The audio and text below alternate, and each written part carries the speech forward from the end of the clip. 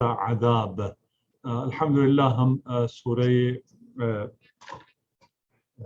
فجر ہے جی سورہ فجر کی تلاوت کر رہے ہیں، اور آج آیت نمبر 13 سے ہم آن ورڈ کریں گے انشاءاللہ. سب سے پہلے آج آیت اللہ عظمیٰ محمد سعید حکیم کی رحلت ہوئی ہے نجف اشرف میں. آپ مراجع نجف میں سے تھے، اور بہت عظیم شخصیت تھی جس کی وجہ سے ہم آپ کی خدمت میں اور امام زمانہ عجل اللہ فرجہ الشریف کی بارگاہ میں تسلیت و تعزیت عرض کرتے ہیں. اور آج کا یہ سیشن تھوڑا سا جلدی اس لیے ختم ہوگا، آج ہم کویشچن آنسر نہیں لیں گے، باقی سیشن پورا ہوگا کہ مجھے پھر حاجی پہ اسی سلسلے میں لائیو پروگرام پہ جانا ہے. تو ہم انشاءاللہ اس تفسیر کو کمپلیٹ کر کے پھر اس ٹرانسمیشن میں جائیں گے. فصب علیہم ربک صوت عذاب. اس سے پہلے 3 افراد کا ذکر ہوا ہے، وہ 3 جنہیں ایسی حکومت ملی ہے جو کہ کسی کو ایسی حکومت نہیں ملی تھی، اور وہ قوم عاد و سمود و فرعون، یہ 3 کا ذکر ہے. ان 3 کو جو حکومت ملی، اقتدار ملا، اس اقتدار کے بعد بات یہ آ رہی ہے کہ فصب علیہم ربک، مہلت دی ہے، اقتدار دیا. اقتدار دینے کا مطلب حق پر ہونا نہیں ہے کہ کوئی جس کو اقتدار مل جائے وہ اپنے اقتدار کو اپنے حقانیت کی دلیل سمجھے. یہاں ارشاد باری تعالیٰ ہے بس آپ کے رب نے ان پر عذاب کا کوڑا برسایا. صوت کوڑے کو تازیانے وہ کہتے ہیں، اور رب ہی عذاب دے سکتا ہے، اس لیے ارشاد فرما رہا ہے کہ آپ کے رب نے ان پر عذاب کے تازیانے برسائے. یہاں پر جیسے ہم نے کہا قوم عاد ہے اور قوم سمود ہے، اور قوم سمود کے لیے کہا گیا کہ وہ انہوں نے پہاڑوں میں محلات بنائے ہوئے تھے، اور قوم فرعون ہے، اور فرعون کو ذی الاوتاد کہا کہ وہ میخوں والا تھا. اور میخوں والا ہونے کا مطلب یہ ہے کہ اس کا لشکر جو ہے وہ میخوں کی طرح تھا، اور بہت طولانی حکومتیں کسی کی بھی زیادہ لمبی نہیں چلتی ہیں. جو بھی حکومت میں ہیں، اقتدار میں ہیں، ان کا اقتدار فانی ہے، زوال پذیر ہے، اور اقتدار کو ختم ہونا ہے. جو بہت چپک جائے اور میخے لگا لے اپنے اقتدار کو، اور جتنا بھی طولانی کرنا چاہے، احرام میں مصری کیوں نہ بنا لے، ان کا اقتدار بھی ختم ہوا ہے. تھوڑا عرصہ اگر چلا بھی ہے تو یہ اقتدار زیادہ دیر تک باقی نہیں رہا ہے. یہ ذی الاوتاد فرعون بھی گیا. اور اس میں کوئی پرابلم تو نہیں ہے جو آپ اسکرین میری چینج ہو رہی ہے بار بار؟ وہ انشاءاللہ نہیں ہوگا، آپ لوگ بھی اگر ڈسٹرب نہ ہو. اور فرعون کی طغیانی اور سرکشی کی وجہ سے فَأَكْثَرُوا فِيهَا الْفَسَادَ. باقی 2 عاد اور سمود کے لیے نہیں کہا، عاد اور سمود کو ایک ایک 2 چھوٹے چھوٹے جملوں میں ہی گزار دیا. لیکن جب قوم فرعون پہ آئے تو وہاں پر فَأَكْثَرُوا فِيهَا الْفَسَادَ کہ اس نے علاقوں میں کثرت سے فساد پھیلایا تھا. یہ اس کی غیر معمولی طغیانی اور وہ انا ربکم الاعلی کا جو اس کا دعویٰ ہے اس کا بیان ہے. لیکن یہ سارا وقت گزر گیا، جو کچھ تھا، جتنا جو اقتدار تھا، جو دہشت گردی تھی، جو ظلم اور بربریت تھی، جو ان کی دہشت تھی، وہ سب کا سب گزر گیا. فصب علیہم. اب جب وقت آیا ہے، ختم ہوئی ہے کہانی کا اینڈ آیا ہے. اصل آپ دیکھیں آپ کا اختتام کہاں ہوا ہے، عاقبت بخیری کی ہم دعا کرتے ہیں نا، یہ ان سب کا اختتام کہاں ہوا؟ انہوں نے جتنے بڑے محلات بنا لیے، انہوں نے جتنے بڑے پہاڑ تراش لیے ہوں، ان کے ساتھ ہوا کیا؟ ان کے ساتھ آخر میں عذاب کے تازیانے ان پر برسائے گئے. تازیانے برسانے کا مطلب دیکھیں باقی سب چیزیں ہوتی ہیں، وہ تلوار کی ایک ضرب، گولی کی ایک جو ہے وہ ضربت، اس سے انسان ختم ہو جاتا ہے، زیادہ ضرورت نہیں پڑتی. لیکن اگر تازیانے سے کسی کو مارا جائے تو پھر وہ بار بار اس کو مارا جاتا ہے. تازیانہ ہوتا ہی اس لیے ہے کہ ایک دفعہ مارنے سے نہیں ہوتا، وہ بار بار مارا جاتا ہے. یہ عذاب جو ان کے اوپر آیا یہ مسلسل عذاب تھا. جیسے فرعون پر جو مسلسل عذاب آیا ہے اس کا ذکر ہے قرآن میں کہ اس پہ طوفان کا، ڈرتی دل کا، مینڈکوں کا، پانی کا خون میں تبدیل ہو جانا، اس قسم کے بہت سے عذاب ان پر آتے رہے. نیکسٹ آیت جو ہے ان ربک لبالمرصاد، یقیناً آپ کا رب طاق میں ہے. دیکھیں یہاں پہ تمام ان آیات میں اگر آپ دقت کریں تو لفظ رب آ رہا ہے فصب علیہم اور ربک صوت عذاب، اور یہاں بھی دوبارہ کہا جا رہا ہے ان ربک لبالمرصاد کہ اللہ سے مراد آپ کا رب جو آپ کو جس آپ کی قیومیت آپ کو پالنہار ہے آپ کا وہ، اور یہ سب کیونکہ اس کے ہاتھ میں ہے اس لیے وہ آپ کی طاق میں بیٹھا ہوا ہے. ان ربک لبالمرصاد، خدا طاق میں بیٹھا ہوا ہے اور گھاٹ لگائے بیٹھا ہے. تعبیر رسانی ہم بیٹھا ہے جو ہماری تعبیر ہے. قرآن جو ہے لبالمرصاد کہہ رہا ہے کہ رب آپ کی طاق میں ہے. آپ سے مراد انسان ہے، اور انسان میں سے مخصوصاً جو مجرم ہے، رب ہر مجرم، ہر ظالم، ہر سرکش، ہر فسادی کی طاق میں ہے. اس کے ہر قول و فعل، اس کے تمام افعال و کردار کی، اس کی جو بھی وہ تکبر اور نخوت میں اور اپنے اقتدار کو باقی رکھنے کے لیے ظلم و ستم کر رہا ہے، اس ظلم اور ستم کا رب تمام چیزوں کو شش جہات سے آپ کی نگرانی کر رہا ہے اور ان تمام چیزوں کو دیکھ رہا ہے. رب سے کوئی چیز پوشیدہ نہیں ہے، آپ کے نیات کو بھی جانتا ہے. اور اس بات کو مکہ میں رسالت مآب صلی اللہ علیہ وآلہ وسلم کو بتانا اس لیے تھا کہ اگر آپ کچھ وقت کے دیکھتے ہیں کہ اقتدار مشرکین کے پاس ہے، وہ جو چاہتے ہیں وہ کر سک رہے ہیں، وہ آپ کا ناکہ بند کر سک رہے ہیں، بائیکاٹ کر سک رہے ہیں، آپ کو شعب ابی طالب میں بھیج سک رہے ہیں، آپ کو ہجرت پر مجبور کر سکتے ہیں، اور حبشہ کی طرف مسلمانوں کو ہجرت کرنی پڑی. ان اوائل میں ہی فتح کی نوید سنائی جا رہی ہے کہ یہ ظالم جو ہے، ان ظالموں کی عاقبت نیک نہیں، عاقبت خیر نہیں ہے. خدا رب ان کے طاق میں بیٹھا ہوا ہے. اور امام علی علیہ السلام کا خوبصورت قول ہے، تفسیر الکوثر میں ہے، وہاں سے پڑھیے گا، نوٹ بھی کیجیے گا. وَلَئِنْ أَمْهَلَ الظَّالِمَ، اگر ظالم کو مہلت دی گئی ہے، اس کو ڈیل دی جا رہی ہے، اس کو چھوٹ دی جا رہی ہے، فَلَنْ يَفُوتَ أَخْذُهُ، اس کو وہ خدا کی گرفت سے باہر نہیں جا رہا ہے. وَلَا يُمْكِنُ الْفِرَارُ مِنْ حُكُومَتِكَ، اللہ کی حکومت سے فرار ممکن نہیں. اس کو جو ڈیل دی جا رہی ہے، مہلت دی جا رہی ہے، اس کا مطلب یہ نہیں کہ وہ خدا کی گرفت سے نکل گیا ہے. وَهُوَ لَهُ بِالْمِرْصَادِ عَلَى مَجَازِ طَرِيقِهِ وَبِمَوْضِعِ الشَّجَاعِ مِنْ مَسَاغِرِقِهِ. ہرگز یہ اللہ کی اقتدار سے باہر نہیں جا سکتا. اللہ اس کی گزرگاہ اور گلے میں ہڈی پھنسنے کی جگہ اس کا منتظر ہے. اللہ اکبر. کہاں خدا کہاں ہے؟ وہ جو اقرب من حبل الورید ہے، تمہاری شہرک سے بھی زیادہ وہ طاق میں کہاں بیٹھا ہوا ہے؟ گلے میں جہاں ہڈی پھنستی ہے نا، اس جگہ پہ تمہاری طاق میں. تم سے مراد ابھی ظالموں کی بات ہو رہی ہے. خدا ظالموں کی، میں ظالموں کو تم کہہ رہا ہوں، ظالموں کی طاق میں ہے اور خدا کی گرفت میں ہے، خدا کے کنٹرول میں ہے. خدا انہیں مہلت دے رہا ہے اور اس جگہ جا کر ان کو گرفت میں لے گا جہاں پر پھر ان کے گلے میں جس طرح ہڈی پھنستی ہے اس طرح پھنسے گی. ہمیں کتنی امید ملتی ہے ان آیات سے، کتنی زیادہ امید ملتی ہے. مشکلات کتنے آسان ہو جاتے ہیں، سب چیزیں کیسے تمام سارا دنیا ہمارے لیے گلستان ہو جاتا ہے.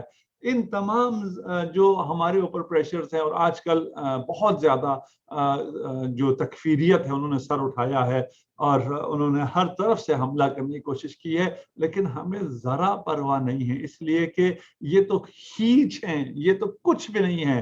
جو بڑے تین تھے وہ بھی نیست و نابود ہوئے ہیں. عاد بھی گیا، سمود بھی گیا، فرعون بھی گیا. تو یہ کیا بیچتے ہیں؟ یہ یزیدیت کیا ہمارے سامنے رک سکتی ہے؟ وہ یزیدیت جسے حسین داخل دشنام کر کے جا چکے ہیں اور حسین ان تمام چیزوں کو عیاں کر کے جا چکے ہیں. تو ہمیں ان تمام مشکلات میں انتہائی آسانی سے آرام سے بیٹھ جانا ہے.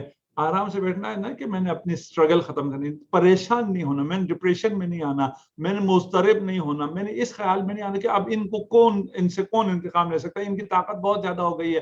ہم جس کے ساتھ ہیں، جس کا کلمہ پڑھتے ہیں، جس کی توحید کا ہم اقرار کرتے ہیں، جس توحید کا ہم حقیقی پرچار کرتے ہیں، حقیقی دفاع کرتے ہیں، حقیقی طور پر ہم اللہ کی توحید کو دل سے تسلیم کرتے ہیں اور اسی راہ میں اپنی ساری زندگی وقف کرتے ہیں، وہ خدا ہمارے ساتھ ہے، وہ بالمرصاد ہے، ان کی طاق میں ہے، ان دشمنوں کی، ان ظالموں کی، ان جابروں کی، ان دہشت گردوں کی طاق میں وہ خدا ہے۔ انہیں اگر مہلت ملی ہوئی ہے تو یہ مہلت ہمارے حق میں ہے، ان کے حق میں نہیں ہے۔ اس کے بعد جب آیت نمبر 15 اور 16 ہے، یہ بہت عظیم آیات ہیں، ہر آیت عظیم ہے، اس میں کوئی شک نہیں ہے، لیکن ہمیں سمجھنے کے لیے جتنا ہمارا مسکنسپشن ہوتا ہے اس کو اگر کوئی ٹھیک کر دے تو پھر وہ بہت عظیم تبدیلی ہماری زندگیوں میں لے کے آتا ہے۔ ابھی تک بھی بہت بڑی تبدیلی ہماری زندگی میں آ چکی ہے کہ ہم کسی ظالم سے ڈرنے والے نہیں ہیں۔ تمام ظالم کے منہ پر کھڑے ہو کر ہم کہہ سکتے ہیں کہ ان ربک لبالمرصاد، کہ تیرا رب تیری طاق میں ہے، ہمیں کچھ فکر نہیں ہے، تو نے ذلیل اور رسوا ہونا ہے۔ ہم ایک عظیم طاقت اور عظیم حوصلہ ہمارے دلوں میں پیدا ہو گیا ہے اور اس کے تحت ہم اپنی زندگی کو بہت خوشی آگے کی طرف چل سکتے ہیں۔ اس کے بعد اب ظالم کے مقابلے میں ہمارا بہت واضح ہو گیا اور ہم میں تمام فکر اور تمام جو غم اور ڈپریشن اور کوئی بھی چیز ہمارے راستے میں آ سکتی تھی وہ سارا حل ہو گیا۔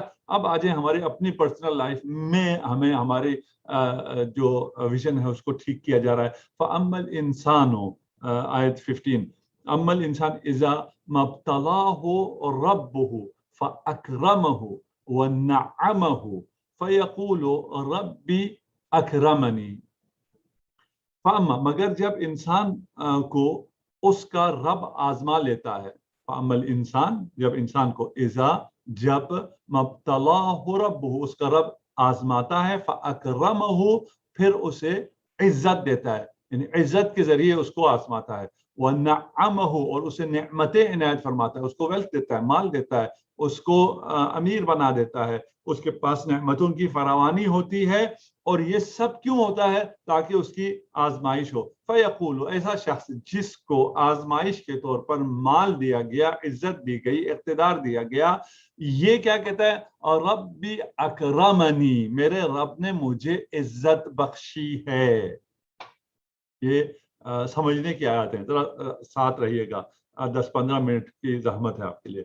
وَأَمَّا إِذَا مَبْتَلَاهُ، ایک وہ ہے جس کی آزمائش مال کے ذریعے ہے، وہ کہتا ہے کہ خدا نے مجھے بڑی عزت بخشی ہے۔ وَأَمَّا إِذَا مَبْتَلَاهُ، جب اس کو آزمائش کرتا ہے خدا، اس کا امتحان لیتا ہے، اس کو آزماتا ہے، فَقَدَرَ عَلَيْهِ رِزْقَهُ، کیسے آزمائش کرتا ہے؟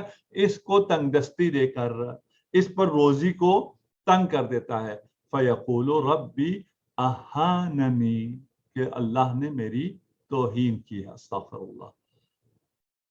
دو امتحان ہوئے ہیں، دو امتحانوں میں سے ایک شخص کو، پرسن اے کو مال دیا ہے، عزت دی، اقتدار دیا، پرسن بی کو مال نہیں دیا، اقتدار نہیں دی، عزت نہیں دی، اس کو فقر و فلاقت دی ہے۔ ان دو کا امتحان ہو رہا ہے۔ ان دو میں سے پہلا شخص جس کو مال کے ذریعے، عزت کے ذریعے، اقتدار کے ذریعے، اقتدار جب میں کہہ رہا ہوں تو ضروری نہیں ہے کہ آپ پرائم منسٹر بن جائے، آپ کو اپنے ہی سرکل میں جو اقتدار مل جاتا ہے اس سے بھی انسان جو ہے اس کا دماغ خراب ہو جاتا ہے۔ آپ کو جو عزت خدا نے دی ہے، اس عزت کے ذریعے خدا آپ کو آزما رہا ہے۔ اس کو جو فقر ملی ہے، اس فقر کے ذریعے خدا اس کو آزما رہا ہے، تو دونوں بالکل برابر ہو گئے، دونوں میں کوئی فرق نہیں۔ اگر اس بات کو ہم سمجھ سکے کہ جس کو ملا ہے، جس کو نہیں ملا ہے، نتیجتاً دونوں کے ساتھ کیا ہو رہا ہے؟ دونوں کے ساتھ آزمائش ہو رہی ہے، دونوں کے ساتھ جو ہے امتحان ہو رہا ہے۔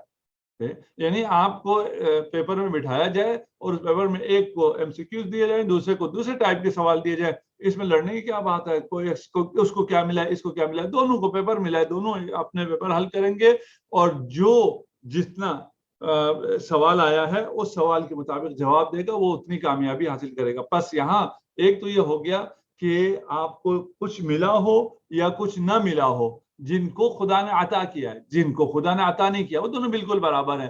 ان کا عطا کر کے امتحان لے رہا ہے، انہیں نہ دے کے امتحان لے رہا ہے، دونوں ہیں امتحان میں ہیں۔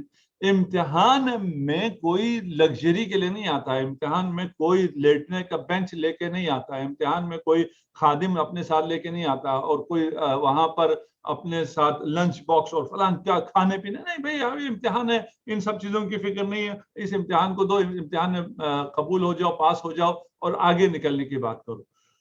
अगर मिला है तो भी, अगर नहीं मिला है तो भी, ये दोनों बिल्कुल बराबर हैं और दोनों बराबरी में इम्तिहान दे रहे हैं।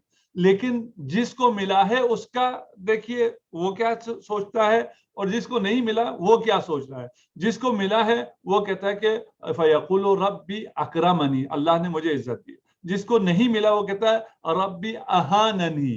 ये जबान पे ना भी लाए तो ये उसके दिल में ये बात होती है। अगर उसको ये बातें समझ में ना आई हो, जिंदगी उसको समझ में ना आई हो, दुनिया अगर उसको समझ में ना आई हो, अगर वो कुरान से दूर हो, तो कुरान से दूर हर शख्स के दिल में ये बात जरूर आएगी कि खुदा ने उसको दिया, मुझे क्यों नहीं दिया, मुझ में क्या कमी थी। ये जो आपके साथ ख्याल आ रहा है ये यही है कि फिर आप ये कह रहे हैं कि खुदा ने मुझे नहीं दिया है, क्या वजह है नहीं दिया। खुदा ने मेरी इहानत की है ना, मैं डिजर्व करता था, मैं उससे ज्यादा मेहनत कर रहा हूं, मैं उससे ज्यादा सलाहियत रखता हूं, मैं उससे ज्यादा मेरिट रखता हूं, मैं उससे ज्यादा काम करता हूं, मैं सब कुछ करता हूं, फिर भी खुदा ने मुझे नहीं दिया। उसको मुफ्त में ये सारी चीजें दे दी हैं। खुदा ने मेरी इहानत की है। ये न देना तुम्हारी इहानत नहीं है।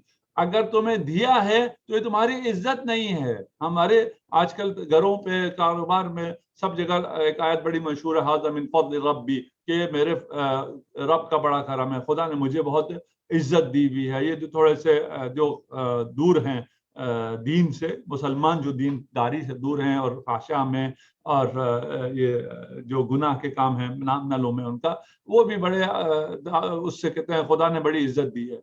खुदा ने तुम्हें कहाँ इज्जत दी है? अगर इज्जत दी होती तो खुदा की उबूदियत में होते, खुदा की मासियत में इज्जत नहीं है। हाज़ा मिन फज़्ल रब्बी, रिश्वत से कमाए हुए घर को हाज़ा मिन फज़्ल रब्बी नहीं, भाई ये तुम्हारे रब का फजल नहीं है, ये आजमाइश है। आजमाइश फजल नहीं होता है। इस आजमाइश को, इसको जो खुदा ने तुम्हें नेमतें दी हैं, इसको फजल बनाना है। अभी अभी ये फजल नहीं है। ये अगर हमें समझ में आ जाए, काश समझ में आ जाए, है मुश्किल, यानी सुन लेते हैं। प्रैक्टिकल लाइफ में हर कदम पे ये बात समझा हुआ इंसान एक चट्टान बन जाता है, फिर उसे कोई हवा नहीं हिला सकती है उसको। फिर ये जो एतराजात और चीजें हैं या बाकी जो आजमाइशें हैं वो इसको हिला नहीं सकती हैं। अच्छा, बस ये दो अगर ज़हन में रखें हम कि एक को दिया है और एक को नहीं दिया है। जिसको दिया है वो समझता है कि मैं इन चीजों का हकदार था, मैं खुदा का चहीता हूं, और क्योंकि मैं खुदा का चहीता हूं और मुझे ये इख्तिदार, ये दौलत, ये सल्तनत खुदा ने दी है, उसको अपने आप को इसका अहल समझ कर ये मजीद और गुरूर में आ जाता है, मजीद सरकश हो जाता है। ये लोगों पर हुक्मरानी को अपना हक तस्वर करता है। इसको याद रखिएगा। हम कह रहे हैं, आप इसको सिर्फ हुक्मरानों से ना जोड़ दीजिएगा, आप अपने उसमें भी रखें। मैं अपना प्रैक्टिकल भी आपको एक मिसाल देता हूँ। और एक शख्स ने, मेरे छोटे भाई ने मुझे मिसाल दी और मैंने उसके बाद से मैंने इसको बांध रखा है कि भाई हम अपने गेट पे जब आते हैं, बेचारे जो गेट पे लोग होते हैं वो बड़े भागे भागे आते हैं कि जी आगा साहब आ गए, इनको यहाँ पे 1 मिनट भी इंतजार नहीं करना पड़ना चाहिए, और अगर पड़ गया तो फिर बहुत वो है। तो मेरा छोटा भाई साथ बैठा तो कहते हैं पिछले सिग्नल पे हम 5 मिनट इंतजार करके हैं, उस पे हम पता नहीं 10 मिनट ख्वार होके आए, ट्रैफिक में हम फला होके आए। अगर ये दरवाजा खोलने में अगर 1 मिनट आधा मिनट देर हो गई तो कौन से हमें बाकी तमाम जगहों पे कौन सी इज्जत मिली हुई थी कि यहाँ आके हम इतना, हमारे दिमाग खराब हो जाते हैं कि हमें दरवाजा टाइम पे खोलना चाहिए, और जिसने दरवाजा खोलना है वो थोड़ी देर अगर ताखिर करे तो आप आपस से बाहर हो जाते हैं और आप उस पर बरस पड़ते हैं। हम कभी भी नहीं बरसे, लेकिन आपके जहन में एक एक्सपेक्टेशन जो होती है, तवक्को जो होती है, ये तवक्को भी नहीं होनी चाहिए। इस किसी भी तरीके से ये तवक्को नहीं होनी चाहिए कि आपको खुदा ने बड़ी इज्जत दी है, इसका मतलब ये है कि आपको हक हुक्मरानी हासिल है, आपके लिए ये लोग खड़े रहें हमेशा, आपको किसी चीज में कभी ताखिर ना हो। बाकी सारे निजाम हयात में तुम्हारी ऐसी हुक्मरानी है नहीं है। है ना। ये जो दुनिया का सबसे बड़ा हुक्मरान है वो भी कोविड के सामने क्या कर सकता है, बाकी आफात और बलियात के सामने क्या कर सकता है, कुछ भी नहीं। और जब खुदा उनसे इस हुक्मरानी को, इस ताकत को, इस कुव्वत को, इस इक़्तिदार को, इस माल को जो मिला हुआ है वो ले लेगा, उसके बाद क्या कर सकेगा। किसी का माइक ऑन हो गया, इसको प्लीज देखिए।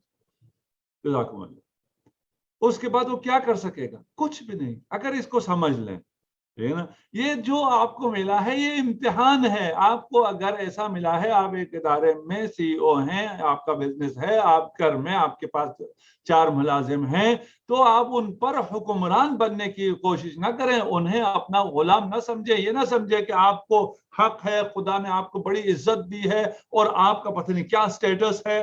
ये हम अपनी बात में इसलिए कर रहा हूँ ताकि आपको बात समझ में आए। हम लोग जो आबा कबा में होते हैं और मजालिस पढ़ने जाते हैं और हमें थोड़ी सी वहाँ इज्जत मिलती है, तो हम पता नहीं समझते हैं हमें हमारा ये इस्तेहकाक है और ऐसा होना चाहिए और कैसा होना चाहिए। कुछ भी नहीं भाई, ये जो कुछ आपको मिलता है ये आजमाइश है, आपका इम्तिहान है। आपको देखा जाता है कि तुम आप बाकी रहते हो, तुम अपने आपे में रहते हो, अपने जो तुम्हारा खुदा ने तुम्हें दी है, इस इम्तिहान में तुम कैसे कामयाब होते हो।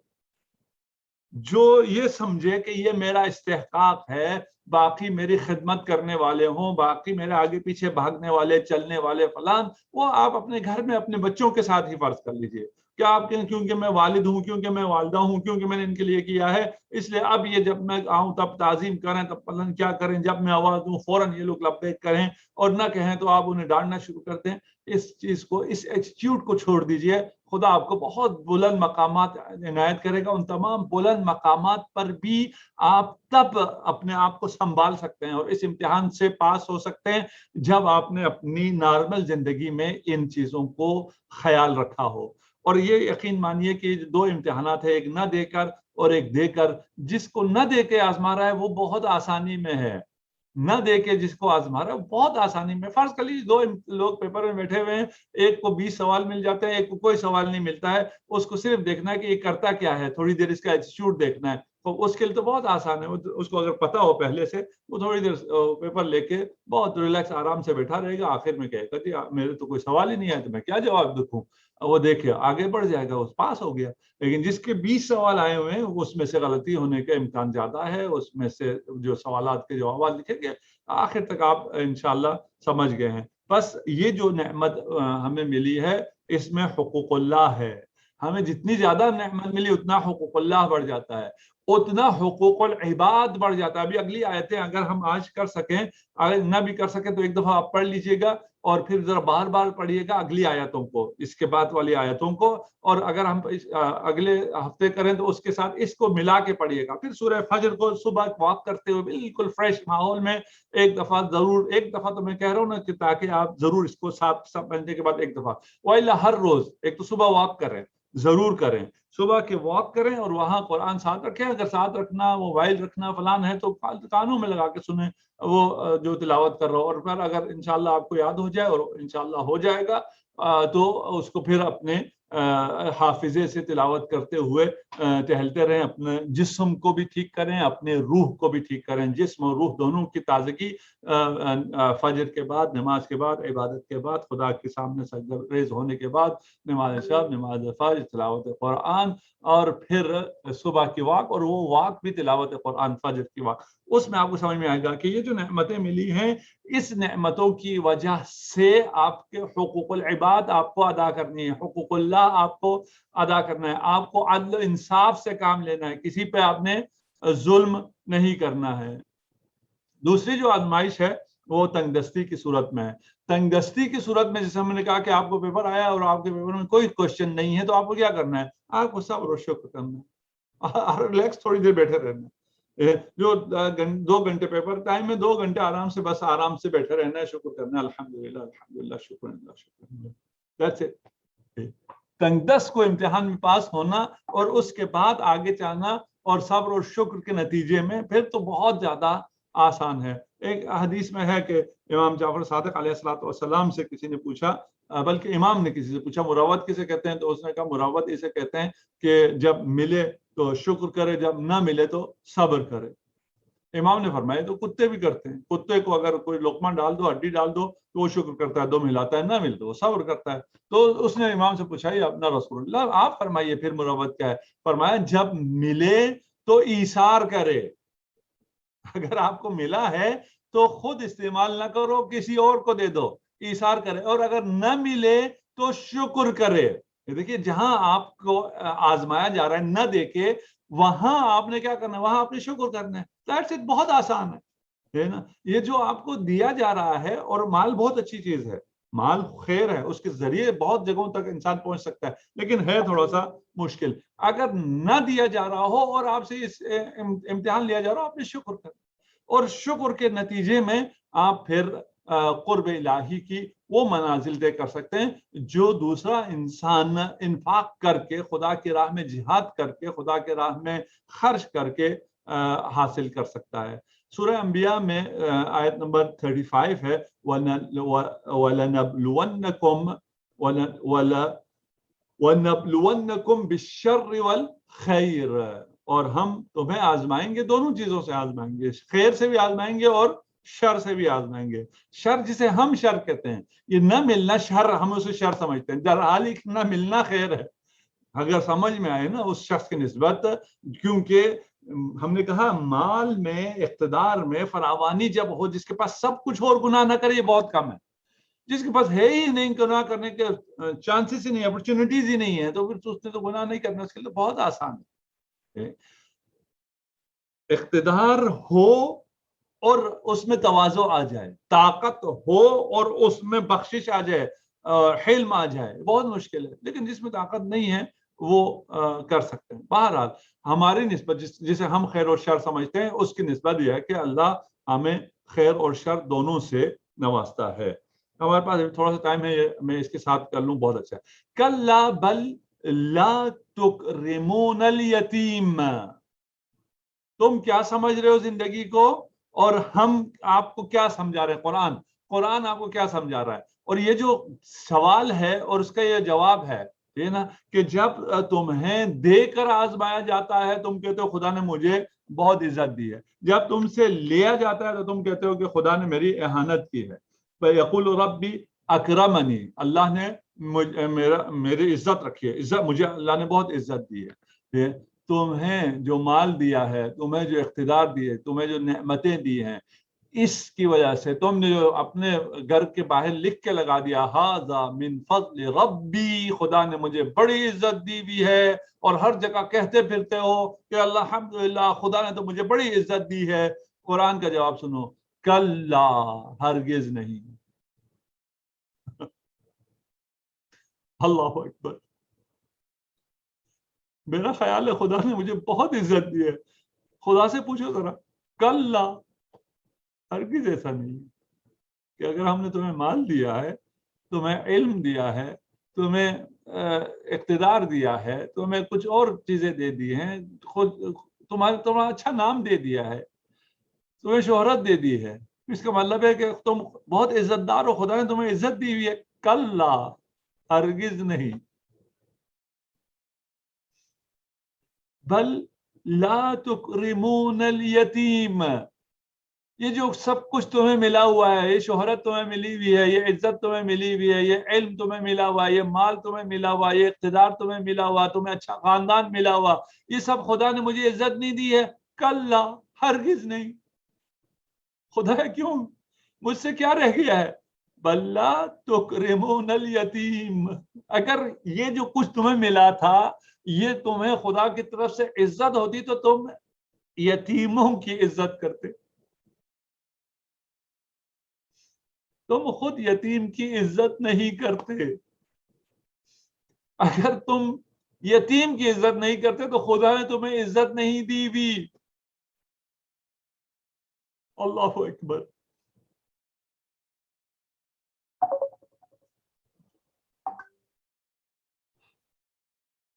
کاش میں خود سمجھ سکوں, کسی کو کیا سمجھاؤں گا. کلا بل لا تکرمون الیتیم, جب بھی آپ کو لگے نا کہ اللہ نے آپ کو عزت دی ہے, آپ کو جب بھی مال ملے، جب بھی اقتدار ملے، جب بھی آپ کو جو بہت کچھ خدا نے دیا ہوا ہے، ہم میں سے ہر شخص کو بہت کچھ دیا ہوا ہے، وہ یہ دیکھے وہ کتنے یتیموں کو جانتا ہے. ہم یتیموں کو عزت تو بعد میں دیں گے نا. کتنے یتیموں کو جانتے ہیں ہم؟ اگر یتیم جانتے ہی نہیں، ہمیں پتہ ہی نہیں ہے ہمارے شہر میں، ہمارے محلے میں کتنے یتیم ہیں، تو ہمیں خدا نے کیا عزت دی ہے؟ کلا، ہرگز میں نے تمہیں اجازت نہیں دی، اس لیے کہ تم یتیموں کو عزت نہیں دیتے ہو. اپنے اطراف یتیموں کو پیدا کریں، یتیموں کو پہچانیں، یتیموں کو شفقت دیں، یتیموں کو عزت دیں. یہ آپ یتیم کو عزت نہیں دے رہے، آپ خود باعزت ہو رہے ہیں. وَلَا تَحَاضُّونَ عَلَىٰ طَعَامِ الْمِسْكِينِ، وہ کلّا اس کے ساتھ بھی ہے کہ اس کو جو کچھ دیا ہے یہ اس کو عزت کے طور پہ نہیں دیا، یہ آزما رہے ہیں اور اس آزمائش میں یہ ناکام ہے، یہ فیل ہے. کل نام عمل آنے کی ضرورت نہیں ہے، آج پتہ چل سکتا ہے ہم پاس ہیں یا فیل ہیں. فیل اس لیے فیل ہیں کہ ہم یتیم کی عزت نہیں کرتے، جانتے ہی نہیں ہے تو عزت کیا کرنی ہے. وَلَا تَحَاضُّونَ عَلَىٰ طَعَامِ الْمِسْكِينِ، اور نہ ہی یہ مسکین کو کھلانے کی ترغیب دیتے ہیں. بہت سخت کر دیا ہے، بہت مشکل کر دیا ہے بہت آسان سی چیز نا کہ ہم بہت دور چلے گئے ہیں. خدا نے کیا مشکل کیا؟ خدا نے بہت آسان کیا. تو ہمیں بہت کچھ دیا گیا ہے، اور اس امتحان کو پاس کرنے کے لیے تمہیں یتیم کو عزت دینی ہے، مسکین کو کھلانا ہے. اور صرف کھلانا نہیں ہے، آیت کو ذرا غور سے پڑھیے گا. آپ کو نہیں کہا کہ آپ مسکین کو اگر کھلاتے ہیں تو بس کافی ہو گیا، آپ نے کوئی دسترخوان کھول رکھا ہے یا کبھی کوئی تھوڑا سا ڈونیٹ کر دیتے ہیں بہت ہے. نہیں، لا تحاضون، حض ترغیب دینا. خود کھلانا کافی نہیں ہے، دوسروں کو بھی کہو، اپیل کرو، لوگوں سے کہو یار فلان مسکین ہے، میرے محلے میں اتنے مسکین ہے، سب کو میں نہیں کھلا سکتا، کچھ کی خدمت میں کر رہا ہوں. یہ نہ کہیے گا، میں ایسے ہی بتا رہا ہوں، اپنے دل میں کہیے گا، کسی کو نہ بتائیں میں نے کوئی کام کیا ہے، کسی کو بھی نہ بتائیں. کیا پتا میں اپنے حساب سے بڑا کام کر رہا ہوں، میں اپنے حساب سے بڑا کمال کر رہا ہوں، اگر خدا نے قبول ہی نہیں کیا تو کیا کمال ہوا؟ کلا ولا تکرمون الیتیم، کلا ولا تحاضون علی طعام المسکین، مسکین کو کھانا کھلانے کی ترغیب نہیں دیتے. ہم ایک دوسرے کو آپس میں ترغیب دیں، ابھی میسج کر کے ترغیب دے دیں، اپنے رشتہ داروں کو کال کر کے ترغیب دے دیں کہ مسکینوں کا خیال کرو، مسکینوں کو کھانا کھلاؤ.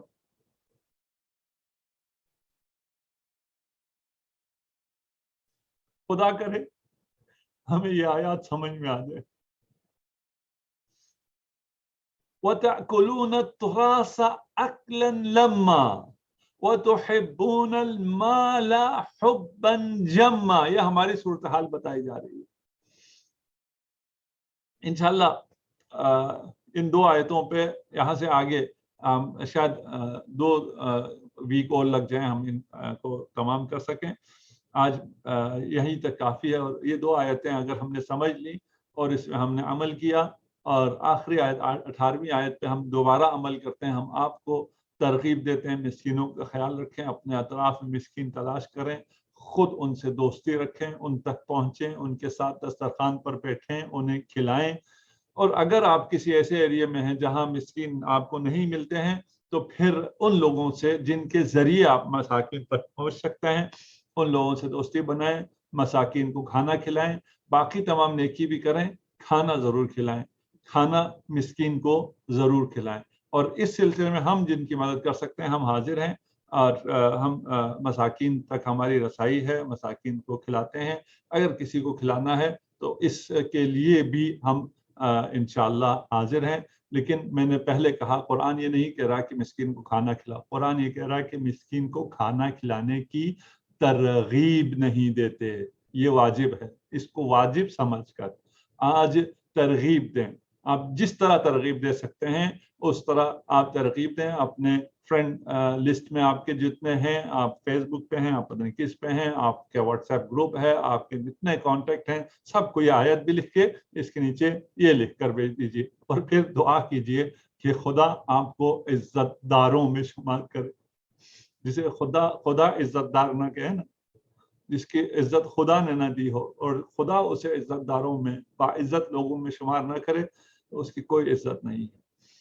بہت بہت شکریہ۔ آج کیونکہ مجھے دوسرا پروگرام لینا ہے، میں دوبارہ معذرت کرتا ہوں، میں آج کویشچن نہیں لے پاؤں گا۔ نیکسٹ ویک ہم انشاءاللہ آپ کے کویشچن لیں گے۔ آپ اپنے کویشچن اگر ابھی ہیں تو وہ لکھ کے بھیج دیجیے گا، انشاءاللہ ہم اس کو شامل کر دیں گے۔ والسلام علیکم ورحمۃ اللہ وبرکاتہ۔